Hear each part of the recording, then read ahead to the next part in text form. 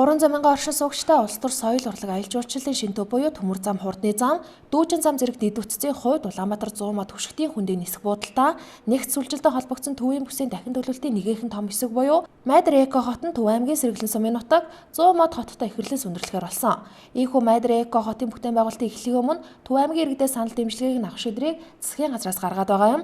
Энэхүү шийдрийн дагуу хот төлөвлөлт нь хийгдэж дууссан их Майдар төслийг хэрэгжүүлэх засгийн газрын хэрэгжлэх газрын дэргэд байгуулагдсан ажлын хэсгийн төлөөлөл буюу барилга байгуулалтын дэд сайд байгальмаа төслийн санаачлагчид, төслийн багийнхан болоод архитекторууд Төв аймгийн удирдлагууд болоод иргэдтэй уулзаж төслийг танилцууллаа. Тэгэхээр энэ төсөл бол анх үүсгэл санаачлал нь 2008 онд гарсан төсөл. Тэгэхээр энэ Майдар бурхныг бас нэг бурхан шашны бэлэгдэл болсон Майдар бурхныг бүтээж бий болгох түүнийгээ дагаад хот байгуулъя. За энэ өнөөдөр Улаанбаатар хотын руу ирж байгаа их нүүдлийг багасгах, сааруулах нөгөөтэйгүр энэ Майдар гэдэг хотын маань одоо ногоон хот болгоё. Олон улсын стандартад нийцсэн ийм хот болгоё гэдгийг зорьсон байгаа. Тийм ч учраас одоо Германы архитектор, инженерүүд маань энэ дээр одоо баг гарган ажилласан байгаа. Энэ ажлын одоо ерөнхий төлөвлөлт бол энэ 6 сарын дундуур дуусах ёстой. Энийг одоо Монголын талд бүрэн дүр хүлээлгэж өгнө. За өнөөдрийн ажлын явц бол их Майдар сангаас энэхүү Майдар бурхны бүтээн байгуулах ажлыг эд өрнүүлээд явж байгаа. Бид нар энэхүү төлөвлөлтийг албажуулж баталгаажуулснараа энэ оноос эхлэн энэ хотынхоо үндсэн суурийг тавьж дөрвөн үе шаттай хэрэгжих энэхүү төслийнхөө эхний үе шатын үйл ажиллагаанд орно. Ингэж бид нар яг Төв аймгийн өнөөдөр удирдлагуудтай болон ард иргэдтэй уулзсан. Энийг бол нутгийн ард иргэд маш одоо сайшаалтайгаар хүлээж авч байна. Ажлын байр болох юм байна. За дээрээс нь бид бол энэ бүтээн байгуулалтын ажилд гар бие оролцох юм байна. Ажилтай болох юм байна, орлоготой болох юм байна. Дээрээс нь энд бол дид үтс одоо шугам шүлжээ зөнхөлсөн яг орчин үеийн шаардлагад нийцсэн хот бий болсноороо нөгөө аялал жуулчлал болон бусад дагалдах эдийн засгийн хувьд бол маш өөр өгөөжтэй болох юм а гэдгийг бол бас хэлж байна. 2009 оноос санаачлаад хэрэгжиж гисэн их Майдар төсөл байгаа. Их Майдар төсөл бол 12 оноос хэрэгжилт нь эхлээд эхний үе шат нь 35% явж байгаа. За эхний үе шатанд 54 м өндөр Майдар ухны бүтээж байгаа. Энэ бүтээн байгуулалтын ажлын жилд дуусахаар төлөвлөж байна. Одоогоор 17 орчим тэрбум төгрөгийн төсөлд олон нийтийн оролцоотой хэрэгжиж байгаа. Энэ төслөөс хэрэгжснээр бол төслөөс гарах нийгэм эдийн засгийн ач холбогдол нь бол нэгдүгээрт бол одоо бүс нутгийн хэмжээнд ажлын байрыг нэмэгдүүлэх, аялал жуулчлалыг татаж Монгол улсын эдийн засгт төв нэмрээ оруулах. За мөн одоо урт хугацаанд төсөл амжилттай хэрэгжснээр төслөөс олох ашигыг байгаль орчин, боловсруулалт одоо эрүүл мэнд гэсэн 3 чиглэл рүү одоо зарцуулахаар төлөвлөж байгаа. За ер нь бол гол их Майдар сангийн буюу их Майдар төслийн зорилго бол төслөөс гарах одоо үр шим буюу ашигыг одоо сайн хэлсэнчлэн 3 одоо бүс салбарт одоо зарцуулахаар төлөвлөж байгаа. Энэ ер нь ирээдүйн Майдар бурхан гэдэг бол бурхны шав, бурхан шүтдэг бодист монголчуудын хувьд бол хүсэл мөрөөдөл Майдар бурхан.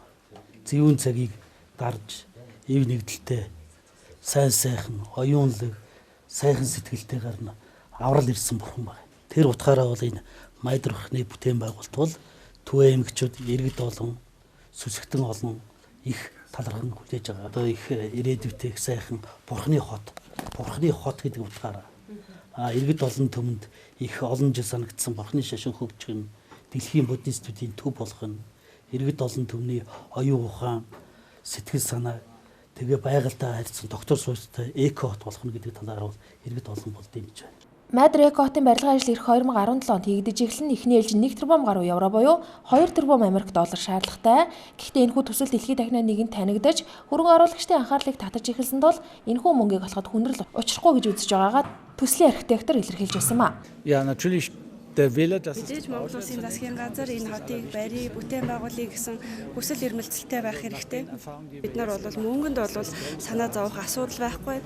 Хамгийн гол нь зөв зохион байгуулалттай, менежменттэй Монгол Улсын засгийн газрын төслийг авч хэрэгжүүлж явна гэдэг тэр тусалцаа бид нарт хэрэгтэй. Erster Bauabschnitt möglichst schnell entsteht. Ийхүү Майдар Экот байгууллагаснаар бүтээн байгуулалтад 12 мянган ажлын байр бий болж барилгын ажил гэстэй хоолонд унаа тээвэр үйлчлэгээ дагсан 30 мянган шууд ус ажлын байр бий болох юм.